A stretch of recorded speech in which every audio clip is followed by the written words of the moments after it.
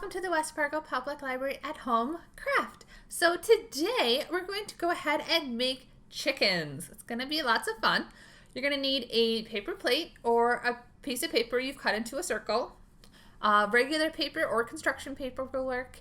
The template, if desired, it can be found on our website.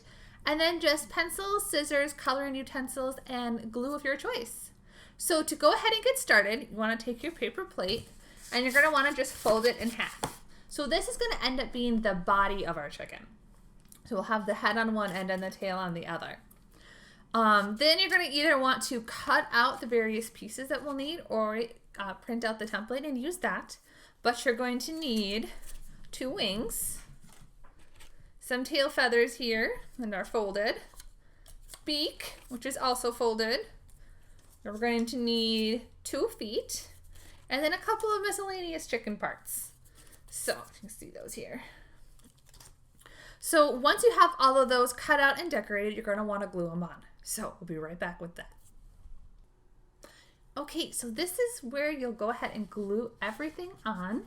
The beak in this little part and the comb up top. Go ahead and draw in some eyes. You can use googly eyes if you have them. The wings, they're folded. They'll flap up like this. And then the tail feather. And lastly, the 2 feet, which you can also fold. Because the fun part with this craft is, you set it down here, it actually will rock back and forth. So it's kind of like it's pecking at the ground, just like real chickens do. So there you have it. That's this week's craft. I hope you guys enjoy, and I'll see you guys next time. Bye.